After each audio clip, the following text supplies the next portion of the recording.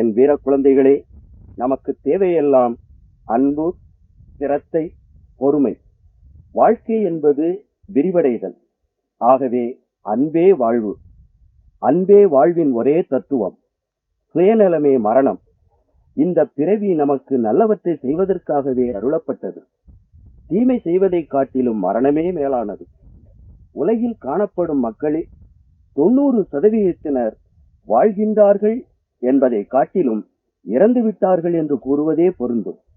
என் அருமை செல்வங்களே, நீங்கள் என் குழந்தைகளானால் அன்பு செய்யுங்கள். உணர்வுபூர்வமாக அன்பை கொட்டுங்கள். இந்த உலகில் உள்ள தைரியமாகவே ஆனாலும் கவலை கொள்ளாதீர்கள். தைரியமாக இருங்கள். உங்கள் உடல், பொருள், ஆதி அனைத்தையும் ஸ்ரீ குருதேவனின் திருவடிகளில் அர்ப்பணம் செய்யும் பொழுது உங்களுக்கு அதி அற்புதமான ஆற்றலும் உதவிகளும் கிடைப்பதை உணர்வீர்கள். ஆகவே தைரியம் போராடுங்கள், போராடுங்கள். குறைந்தது இனி வரும் 10 வருடங்களுக்காவது உங்கள் வாழ்க்கையின் குறிக்கோள் போராட்டமாகவே இருக்க வேண்டும். ஆகவே போராடுங்கள், எதற்கும் பயப்படாதீர்கள். குழந்தைகளே, இந்த உலகம் எங்கள் முன்னேற்ற இயக்கத்தின்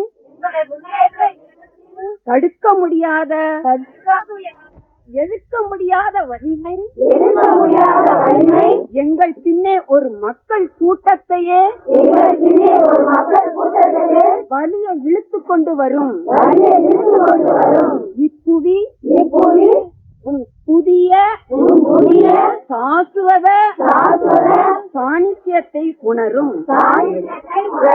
தன் உண்மையான குறிக்கோளை அறிந்து கொள்ளும். இறுதியில் இப்புவியன்னை நின்னை அடையப் பெற்று இனிய இசைப்பாட்டிலும்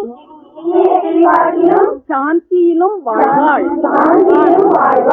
எங்களுக்கு மேலும் மேலும் போதிப்பாய். எங்களுக்கு மேலும் மேலும் ஒளி அருள்வாய்.